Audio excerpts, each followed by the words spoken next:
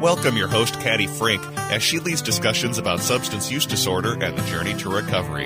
You're listening to Redefining Recovery, a recovery revolution. Well, hello, everybody. This is Caddy Frink at Redefining Recovery, Recovery Revolution. We are here from Minnesota Recovery Connection, and I have two of the most amazing people that are with me today. I literally stole them from a conference that we're in. But before I introduce them, I'd like to thank our funders and those who have been generously donating money to us. That includes the Patrick and Amy Butler Foundation, Otto Bremer Trust, the Sauer Foundation, Hardenberg Foundation, alongside anybody and everybody who wants to donate, volunteer, be part of our recovery community. Feel free to hit that donate button on our website, minnesotarecovery.org.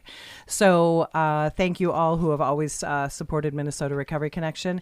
And without further ado, I have two lovely people from Greater Minnesota. That would be Duluth. And who is to my left?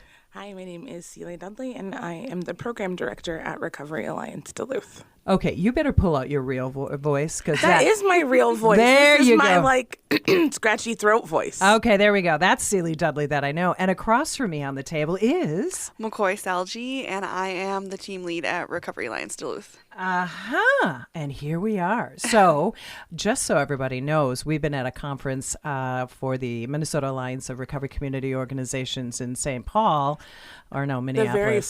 The very first conference for Marco, which is bringing together all the recovery community organizations and varying other peoples, right? Who support the recovery community. There's some peers there. There's some trainers there. There's people that run all kinds of different things. Mm-hmm. So I hornswoggled these two and made our Superman here at AM 950, Brett, make time for us because I have these humans. She voluntold us. I did. I voluntold them, and they willingly came. I even drove them here. So, but we always want to try to start the show with what's right with you. So, Cellie, what's right with you today? I'm alive, and I feel like I have purpose again, and I'm just very grateful for where I am in my life today. Thank you so much. McCoy, what's right with you today? I know, got to follow that one up. Yeah. I'm grateful to be here. I'm grateful that Cellie and I got to come down to the cities and do this conference and see you and do this. This is exciting. I didn't ever think I'd be doing like a radio piece, so I mean, surprise! This is what recovery is. Yeah, is. No, I appreciate that. Yeah, this is what recovery is. What's right with you? Give us Caddy. What's right with me? I had to like ting her to do that for me. I'm an awesome radio host. I just have to remind people what to do. But I am doing my dream, and I think the thing about it is that what I'm grateful and what I'm is good with me today is that, first of all, I get to be across from these two women because they're really powerful in the recovery community. But I get to be around a group of people at this 2-day conference that care passionately about our recovery community. And we are strong people. We are people that are sometimes broken and sometimes put back together. So I am just so grateful to be surrounded by so many people that care so much about those who struggle with substance use disorder. So that's what I'm grateful for. So I'm going to look at Cellie because Cellie and I have a long history. We have been co-trainers for Minnesota Recovery Connection when we do the peer recovery specialist training. And Cellie was brought in as my co-chair human to do cultural awareness, humility, and in the training. So that got brought in because you work at RAD, and we have an alliance with all of our recovery community organizations. Why don't you tell us what you do at RAD, and then we'll have McCoy do that, and then we'll figure out where we go from there. Yeah, I started at RAD in the height of the pandemic as a recovery navigator, and I started there and did that for like a year. And What's then, a recovery navigator for those who don't know? a recovery navigator is somebody who's hired by AMPACT or Recovery Corps, and they're folks who are normally coming in who haven't had a job in the substance use field and are just kind of figuring out, is working in the recovery field something I want to do? Thank you. And so they work. It's like a different name for a peer recovery specialist, basically. Exactly, yeah. And so I started as a navigator, and then I got hired on at my site as a peer. And then I did some community outreach stuff and started doing training, and then left for a short time, and I'm now the program director. So I get to kind of help set the direction of where things go at RAD and determine what type of programmings we're going to offer, and supervise the person who supervises the team, and get to go to conferences and just continue to figure out where our organization is going. And in Duluth, we're the only recovery community organization. And so it's been a learning opportunity to figure out how can we show up in the community and make a safe and inclusive space for all of the people that we serve and the different people that we represent, and helping our team become more culturally aware, and helping our team develop as individuals and as peers as well. Yeah. Well, and if you think about Duluth being born there, so it's an awesome city. But I think what's interesting is that we think of Duluth and the Northland, and it all sort of is one thing. It might look a certain way, and it might feel a certain way. You're up north, so you're just that. And it's so not true. There's so many different cultures and feelings and ways of looking at how people survive in both that part of the state, as well as when you're dealing with recovery. It's complicated. There's a lot going on. So McCoy, what do you do at I was going to say Minnesota Recovery Connection at Recovery Alliance Duluth? So I'm the team lead. So I supervise like the 6 peers that we have. Yeah. And so when you came in as so there's going to be a story that's told when we come back from break, but you came into the Recovery Alliance Duluth as a participant and then have sort of moved through. Yes. So when you're supervising those who are helping other folks, what does that look like? Because that's a different kind of conversation than we've had.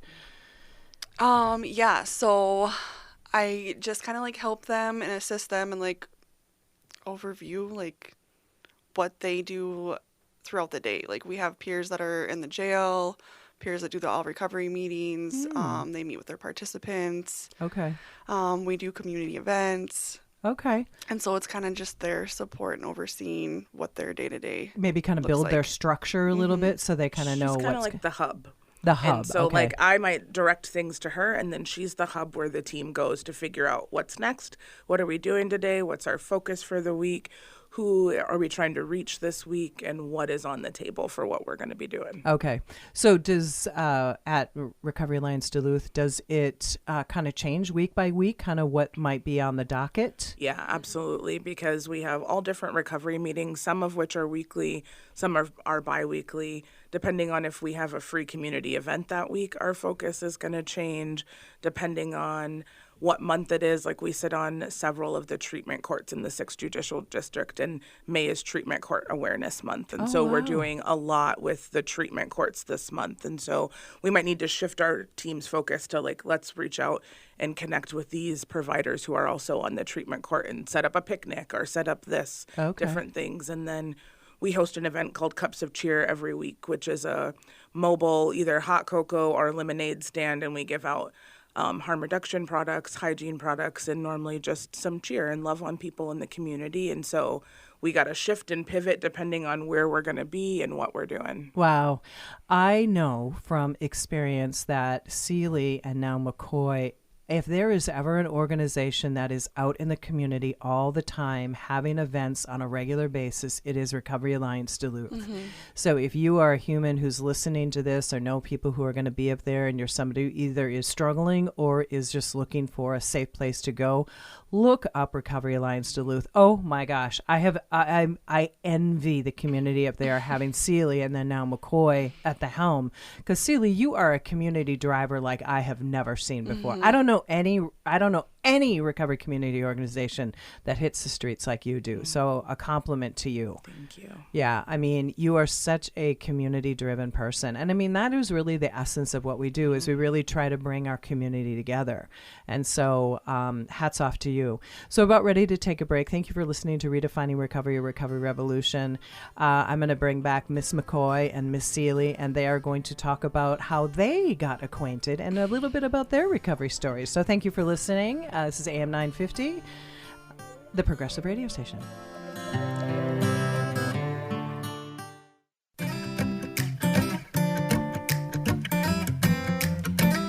Well, here we are back again. This is Caddy with Minnesota Recovery Connection, and our program is Redefining Recovery, a Recovery Revolution. I am so excited to have Cellie and McCoy here. They are with Recovery Alliance Duluth, up in Duluth, obviously. And what I want to know is I want Cellie to tell a little bit of her story of her journey in recovery, and then I'm going to have McCoy say a little bit about her journey in recovery, and then where was the mind meld that happened between them, because that is what happened, and they're giggling and looking at one another like sweet little humans. So Cellie, what's your recovery journey? Where did you had substance use disorder? Yeah, I know it's like it's a hot mess express that we're going to put on the air. Okay, yes. so details can be light. Minimal, yeah. Yes. I struggled with substance use on and off, but really the height of my substance use was when I was in Dallas, Texas, and I just was just really struggling. Rewind a little bit, I had gotten kicked out of college because in a blackout I did a ton of damage and was expelled, and went down to Dallas where I knew some people in my family were, and I just continued that lifestyle. And then can I ask what your substance was at the time, out of curiosity? Because sometimes that helps people kind of like get an idea. Sure. It was alcohol and pills. Okay. And I just kind of drowned myself in both. And when I was in Dallas, I was on probation, and my probation officer kept saying, I'm not going to let you keep coming in here like you are. And I was like, okay. If you know me at all, I don't like to follow rules. I got little bit of sass in me, not a whole ton, though. Hello. Okay. Caddy, don't be outing me. I am going to out you. Okay? You got a whole ton of sass, but you got good sass, girl. Yeah. When Danielle yesterday at the conference said good trouble, I was like, yes, I want to be good trouble for the rest of my life. Nice. So my probation officer said, I'm going to revoke your probation transfer. And I was like, she won't do it. And sure enough, I came in one day for a UA, and she revoked it. And I took the journey from Dallas, Texas to Candy, Ojai County, Minnesota, and sat my little self there for a little bit, where I was given a second chance. Well, maybe like a third or fourth chance, in all honesty. So when you say Candy, Ojai County, you were in jail. Yeah. Okay. Yeah, we I'm just were sitting there for a little bit. Clarifying for the listening audience. We had a little timeout where you would have thought that would have been like, ooh, we don't want to come back here again. But I still struggled on and off. And then a series of events happened. And I finally realized, like, this is not how I want my life to be, not how I want to experience life. And I found recovery through faith. And I was in the process of becoming a pastor and realized, like, this isn't what I wanted. And faith became, at that time, the only pathway I could accept for recovery. Nice. And over time, that has so changed. And I'm grateful for the pathway that brought me to recovery. But I am so grateful for the beautiful pathways that I found later on in my recovery journey. And what did those look like?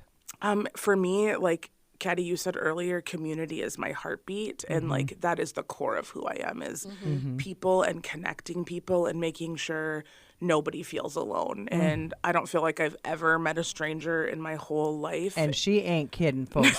Everybody is Cellie's friend everywhere. Yeah. Like, I just love people, and I want everybody who I encounter, we don't have to be best friends, but I want you to know that you are seen and heard and loved, and that you belong here, and there's a space for you at my table. And if my table ever gets full, we're going to be building a bigger table. We'll get the card table out. Yeah, we'll get the card table out. We'll put up a TV tray, whatever floats your boat. And I think, like, for me, my grandma was a huge pathway of my recovery.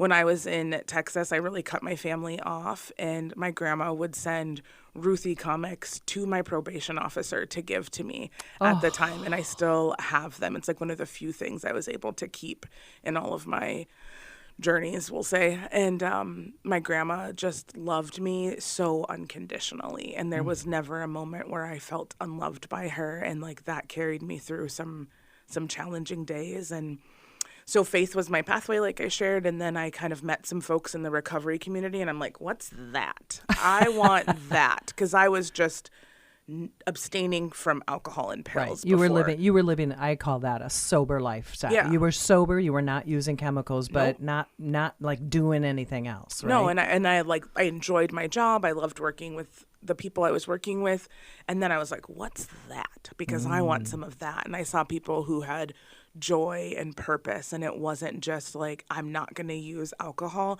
It was like, I have so much more purpose than that. And so I started to hang around those people and get connected with those people. And they're like, hey, you should take this really awesome class. And I was like, yeah, I'm good. And then the next thing you know, a manual showed up at my house for the Minnesota Recovery Connection telephone recovery support class. And I was like, rude, who gave people my address is what I was thinking. But I took this class and I realized I am not like the minority. Like there are so many people in our community and in our state that have struggled the same way I'm struggling, and I don't have to struggle in silence. And I had never seen people in my life before that who were proud of their recovery. For me, I was ashamed of having to be sober, and I wasn't proud. And I saw people who were like proud of their recovery, and their recovery is what gave them purpose. And I was like, that's what I want. And that I think is such an interesting thing, because that's what happens in time when people, they get clean. Oh, I hate using some of these terms, but they get clean and then they get sober. But then that light bulb somewhere along the line changes, and it's like, I want a different life. And that's how we define where recovery steps in. So thank you for saying that, because it is, to me, it's a trajectory, and it's a fine trajectory, and there's all steps along the way. Wow, that's really, thank you. That's just such a powerful message for people to hear about those who have people that they love or that they care for that are on their journey in not using substances. It isn't just a one and done, you know, or a one jail cell and done, or a one DWI and done, or a one overdose and done. It takes a little while, and it also is a journey. So thank you. I'm sorry, I interrupted you, but wow. Good. I tell people all the time, it took me 19 times of trying to get to 30 days. Like 30 days was this like miraculous goal that was in my head, and I'm going to hit it, and then I'm going to be fine forever. And it took me 19 times. So I tell people when they get frustrated with their loved ones or frustrated with themselves, I'm like, 19 times. Your number might be 50 times. Your number might be 2 times. But just keep going. Keep trying. While you are alive, there is always hope. Absolutely. And I think there was a switch for me at some point when I started working at RAD, where I realized I didn't want to just survive anymore. Like I wanted to thrive. And I've been really pushing our team. Like, we're not just going to survive. We're not just going to be in recovery. We were born to thrive. I think people in recovery, the benchmark is too low. It's not just abstain from substances. You can do anything when you are in recovery. Absolutely. There is no barrier that we cannot figure out some way around. And if there is, like, I'm a big fan of just like knocking down the wall and building up a new space. Like we can do anything that we set our minds to as people in recovery. And I think, like, as somebody who supervises a team, I want our team to know that, because if our own teams don't believe that they are capable of anything and everything, how do we impart that into the people that we work with? Yeah. Well, I figure, what is the statement? You do whatever and then ask for forgiveness later. I can't remember what it is. It's like, you know, let's just go out and be real with people that need to have people who are real. And I mean, that's the essence of what we do. It's peer-to-peer services. I've got a lived experience. You have a lived experience. Let's talk about how we can use those as our strengths rather than hide in the shadows of, I'm in recovery, or no, I'm sober and I don't want to talk about it. I'm like, bring that bad boy out into the forefront, because you're not the only one, you know, and that's where the magic is. So McCoy, I look at you across the table. So tell us a little bit about your recovery journey. So around like the age of 14, I started drinking. And so alcohol was my drug of choice from like 14 until I was like 27. Welcome to the club. Yeah. Alcohol and toxic relationships. Man, sister, I didn't know how much we had in common. Okay, we just bonded there in about 3 seconds. Yeah. And so I think I was 26 or 27 and I got my first DWI, and went to treatment.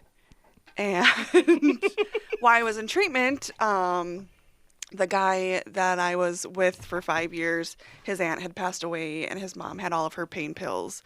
And so while I was in treatment for alcohol, I started taking pills because nobody would know, but I could still feel something. Yeah. And they weren't like UAing me or anything because UA I was there means for like a DWI. Urinalysis is the UA, just so all those people out there who don't know all of our inside lingo. So just always informing folks. And so I found out what withdrawing was for the first time from those pills. I had to like reach out to another kid that I was in treatment with, and I was like, what am I feeling? And he's like, well, you're withdrawing. And so I finally left that relationship of 5 years, and I'm gonna take a step back. So you withdrew. What? Because there are people out there who don't really know. So you were taking pills for how long, and then you had to stop, or you ran out, and then what happened? Yep, it was probably a few months. Okay. And I started. Oh my God, I was just like a huge. And I couldn't explain like why I was like just so amped up. Okay. And I was like I was like achy and sore. And I was just like highly irritated. Okay. It's always helpful for people who are listening to this to hear if somebody is coming off of a substance, what are some of the side effects? And if you call yourself and you call yourself irritated, guess how that's going to look to the outside world? Exactly like that. Yeah. So your internal is going to be external, and people out there aren't going to understand what's going on. Yeah, and I mean, I didn't even know what was going on. Yeah, you was were like in the dark too. Yeah, like what is this? And so then I started getting into coke a bunch. Okay. And then I got into meth after that. Oh. And then so I met my husband that I have now in active use. Which was like about how long ago? So we've been together for, it'll be 5 years this summer. Okay. And so his drug of choice was heroin. Okay. And it was like right around the cusp of like when it switched from like heroin to fentanyl. Yep. And so after we were together for a little bit, I switched from like meth to fentanyl. You just decided to taste the whole menu. The whole rainbow. The whole rainbow of colors. Okay. And so, we met in active use and we're homeless. We live in Hillside right now and would sleep. There was like a porta potty in Hillside, Duluth, and then in Lincoln Park that we would end up at. Based on services available. Yeah, we would, you know what I mean? Just hang out in these porta potties and like do stuff. Yeah. I mean, that was where we were at. There was a field that we would sleep in. And so that was our life. And for how long? How long did you live like that? I mean, we were probably like homeless, like in fields and porta potties for probably like 3 or 4 months. Wow. And it was awful. It was like the worst thing that I think I've probably ever encountered. It was so challenging. I was like, I was not created for this that lifestyle. Yeah. So let me just ask, because a lot of people who struggle with understanding those who struggle with substance use disorder don't understand where you go from sort of surviving to becoming a person that is living in a porta potty and in the woods. The addiction has just completely taken over your entire life. And then there's going to be the question of, how did you get the money to buy the things that you needed, the substances? Did you do things that you are not proud of today? Yeah. So like when I was only doing meth, I still had a job and like paid rent. And then that I think dwindled down within just a couple months. Okay. So you were employed? Yeah. I got evicted, lost my car, lost everything. Because the drug took over. Yeah. And that was like my main focus. There wasn't anything else. Right. And so it's actually cool. Like I met my husband while I was still in this house where I like had a job and everything. We met one day through a friend and then he left and I never seen him or talked to him ever again. And like a whole year goes by, and then I'm in this different, I like was living in a trap house in the basement. Okay. And I was with my roommate and her sister, and ran into my husband. Mm-hmm. And then we were like inseparable since then. Okay. So that's really cool. I feel like everything just kind of like aligned at the right time, even though like we weren't in a good spot, but You found one another Yeah. at the worst, but maybe the time that it worked. yeah. Yeah. Yeah. And so I don't know what I was going to wrap around with this about. So you got out of the porta potty, Oh, yes. Yeah. And got out of the so- porta potty lifestyle, and where did that transition happen? How did that happen? So my husband was in the streets for like 20 years. Okay. And had a warrant, and these cops picked him up and brought him to Carleton County. And so it's his favorite jail. You know, so when there's he a tells the story, lifestyle. he's like, yeah, like, they brought me to my favorite jail and I got to withdraw from there. And so he went to Carleton County and went to treatment from there. And I went and met him at treatment, and he handed me a card and said, if you want to stay together, you'll call this number. And it was the number for detox. He's like, if they already are going to expect you to call, just call. And so I think it took me a couple days before they had an open bed, and I went to detox from there. Wow. Yeah. You know, this whole justice involvement part of people's recovery journey, I think, is really amazing. We think of, it's the biggest treatment center there is on the planet, is going to jail ultimately. But look at what it kind of turns out to be a love story. Yeah. And I think that's the amazing thing, is that your journey, here's this woman who is doing life, and then something happens. So, alcohol, who knows? And I don't need to know details, but you started using alcohol at a young age, and then we advance. I continued to use alcohol consistently till it was all blackouts all the time. Yeah. And then you advanced because you maybe met some new people that had some other substances, and you're like, ooh, that sounds like a fun party. Yeah. And then you advance into what's going on in the streets, right? Sort of what's available. And so I like to try to tell stories to people who have got people that they love or care about, and they're like, how did you get to that point? And it's because you said it beautifully, McCoy. It's all consuming. Yeah. You don't care about anything else. Yeah. I don't care about a job. I don't care about my apartment. I don't care about my car. Yeah. And that whole lifestyle just sucks you in, because then you start stealing or selling or doing whatever you have to do. We used to like go to Walmart and steal sheets and give it to the plug, and he'd be like, all right, here you go. Like that kind of stuff. Yeah. Okay. What's a plug?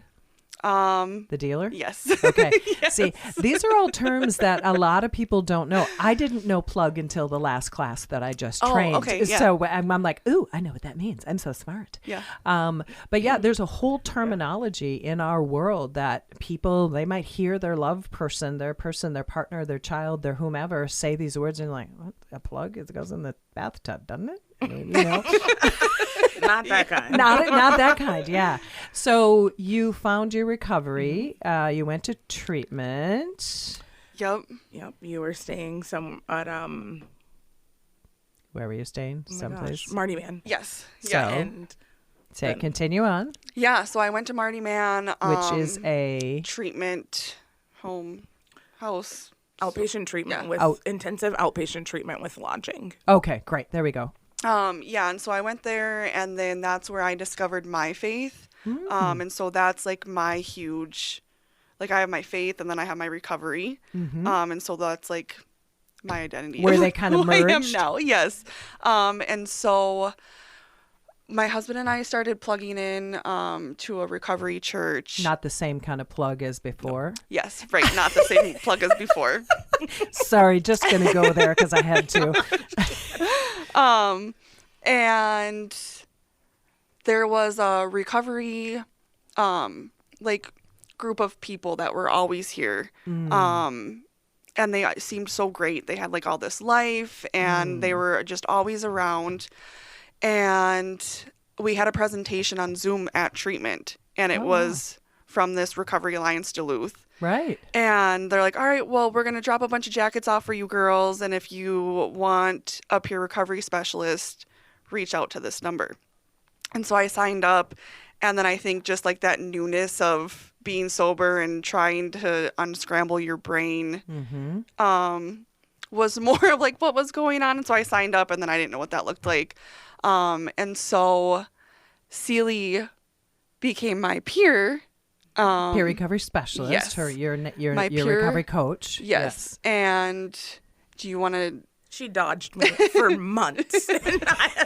So I think what I'm hearing is that this going from being like newly clean in your brain, right? You're like, I'm just trying to figure out who McCoy is again. Yeah. And then you get dropped into a world where they say, here, go do this, go do this. And the reason why I'm bringing this up is that a lot of times people will get our name, Minnesota Recovery Connection, and get peer recovery services, and they just sign up for it. Yeah. Because they're supposed to, or it sounds like such a great idea at the time. Yeah. Even though you have no idea Yeah. what it is, right? Yeah.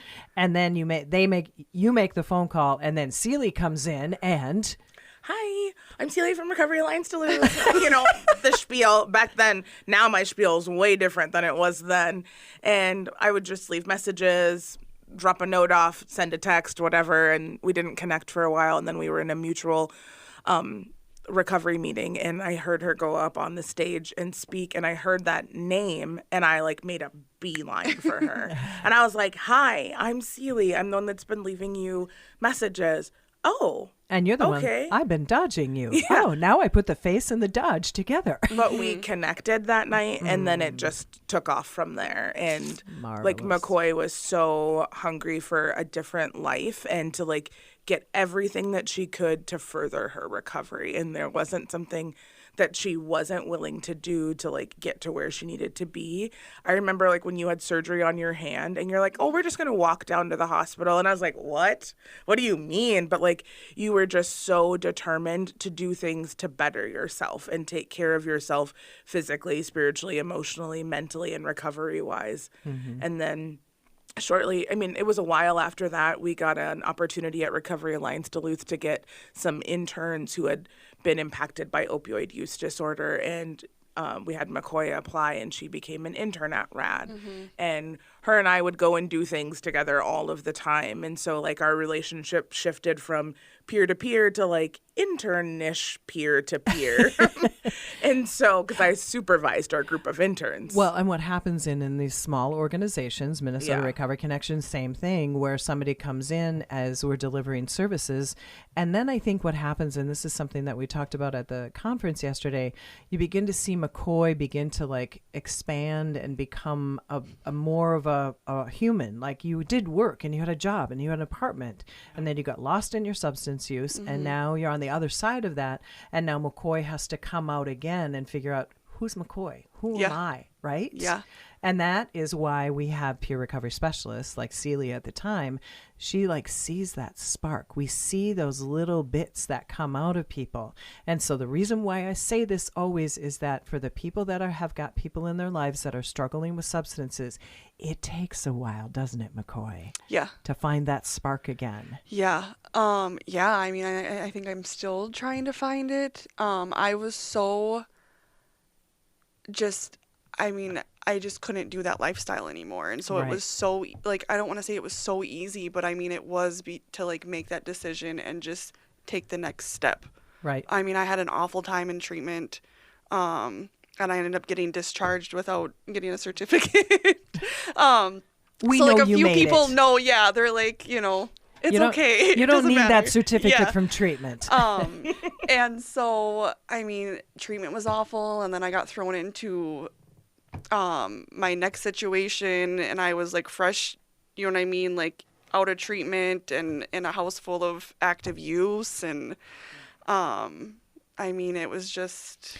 Well, there's so many stories about how you made the decision that you didn't want to use Yeah. substances anymore. So you got that one. And then you got to walk through either a treatment program that maybe is successful or unsuccessful, or more importantly, might not fit who you are. Yeah. And we know that's a lot of the journey as well. It's like, I don't want to do all that. I don't want to do that, even though you tell me I have to do that to get my certificate. But it can sometimes be a tough road. So people will leave treatment and they'll say, say, I'm going to do this on my own. But then because that connection was made with Recovery Alliance Duluth, you had some sort of safety net to fall into. A relationship was established. And that's why we talk about peer recovery services as part of the additional support to people who are struggling with substance use disorder, because those treatment centers are marvelous. The different programs and programming that's out there, and AA and NA and Wellbriety and Smart Recovery, they're all valuable, but they aren't everybody's cup of tea. Right. But where you can meet somebody like Cellie, who is amazing in every way, and say, hey, I got you. I know you ditched me for a while, but it's okay. Got you. Yeah. But so we're going to take a quick break. But when we come back, I want to hear about how this relationship has continued to flourish and become something that has literally changed the way Recovery Alliance Duluth does its work. And does its amazing work, because it takes women like you and the other people at RAD, at Recovery Alliance Duluth, to change a community, rebuild it, give it its strength back. So thank you for listening to Redefining Recovery, a recovery revolution. This is Caddy Frink. I'll see you on the other side. I can feel it in my bones. Welcome back to Redefining Recovery, a recovery revolution. So I am here with two amazing women from Duluth, Minnesota. They represent recovery. What do you represent? Recovery Alliance Duluth. Man, my brain just absolutely went. So what I want to close out this conversation with is, you were just talking about how McCoy ditched you, then you picked her up and lifted her up and brought her into RAD, and what's that looks like. And I'd actually like the two of you to talk about maybe some of the upcoming events that you have, as well as you have your Walk for Recovery that we just redefined the date due to circumstances without our control or in our control. So why don't you continue on that story about how this marvelous thing happened between you from where it was. So McCoy did the internship, and we were sitting at the St. Louis County Health and Human Services Conference, just tabling and sharing with people.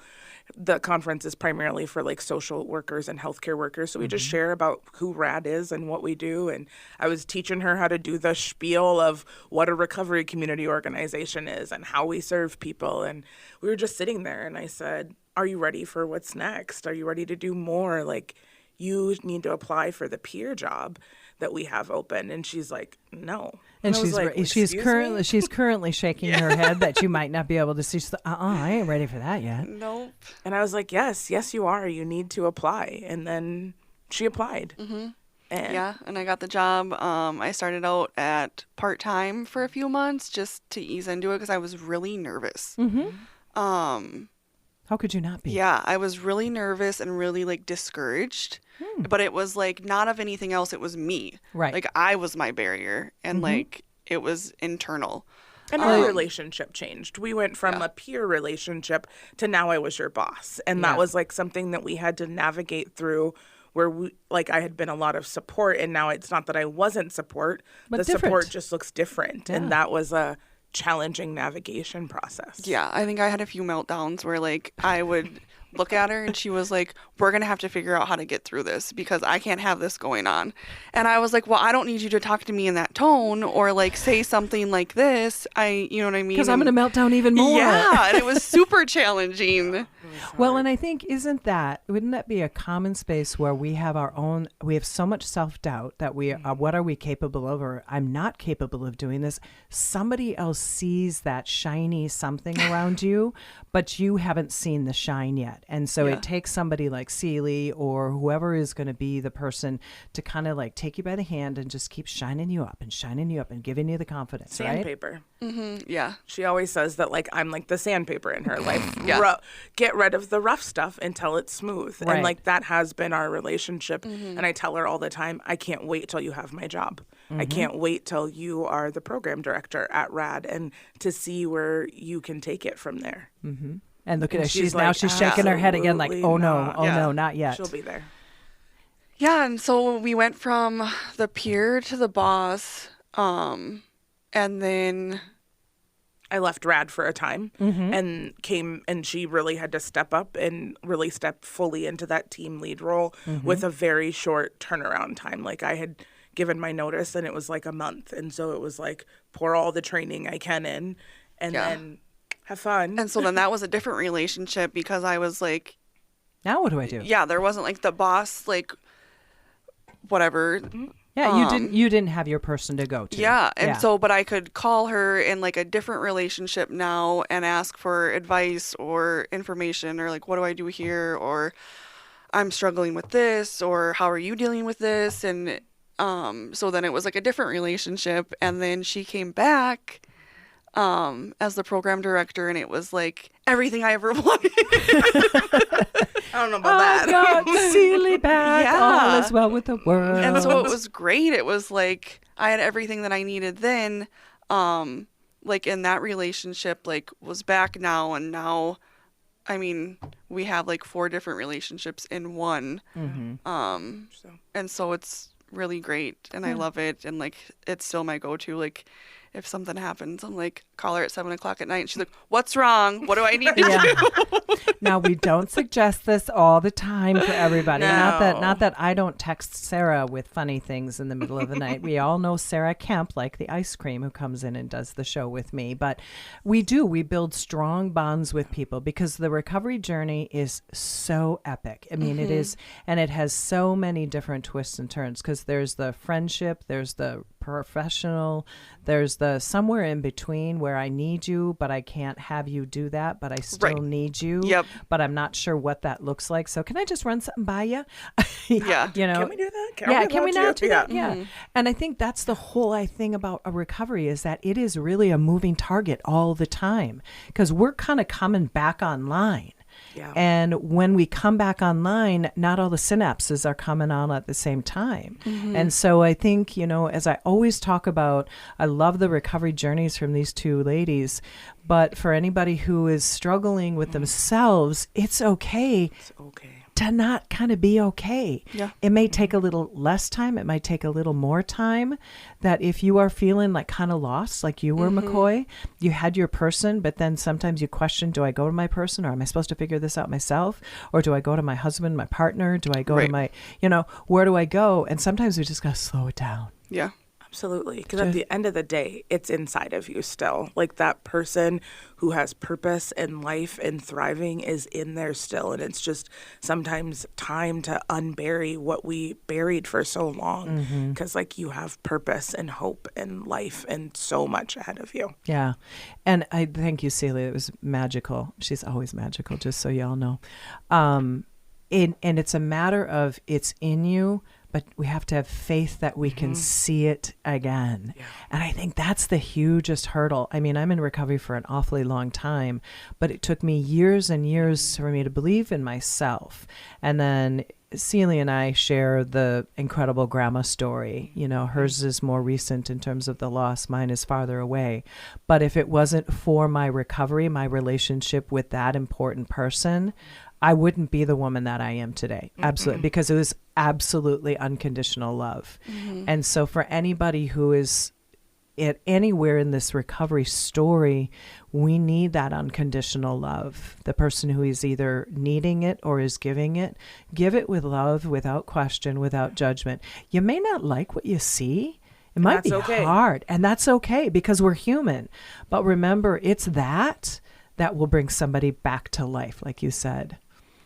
We don't love with expectations or conditions, and we don't turn our love off when people don't do how we want them to walk out their recovery. People need to know that they're loved and valued, even if they're not showing up as the best version of themselves. You've always said that, and I just think that if you were not the best version, it doesn't mean that we can't become the version. And it's really that person sees. I can't tell Cellie to do something. I can't tell McCoy to do something and be something because they have to believe it.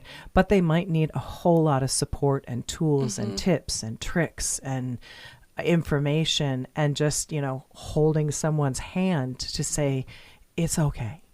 It is. Caddy did that for me when it came to teaching. I just was not confident that I could share with people. And I remember she's like, you can do it. You already are doing it. And I was like, yeah, okay, whatever. And then now it's like the most favorite thing that I get to do ever. Yeah. And like, had I not had somebody I was already in long-term recovery encouraging me. And I have those mentors in my life who show up and help me be the best version of myself. I wouldn't be where I am right now. No. And man, I saw it from the first day, even though she begrudgingly sat at the table, like, why am I doing this? And I'm like, the collective, we saw something. And also you have a lived experience as a woman who is African-American, who has struggled with substance use disorder, who lives in a community that maybe not everybody is seen through equity. No. Not at all. So there's a reality that we need everybody at the table to talk about recovery. So we're about ready to close this amazing conversation. So McCoy, what's your word of the day? Just one word that makes you think of today. Oh, I'm grateful. There you are. Cellie? Community.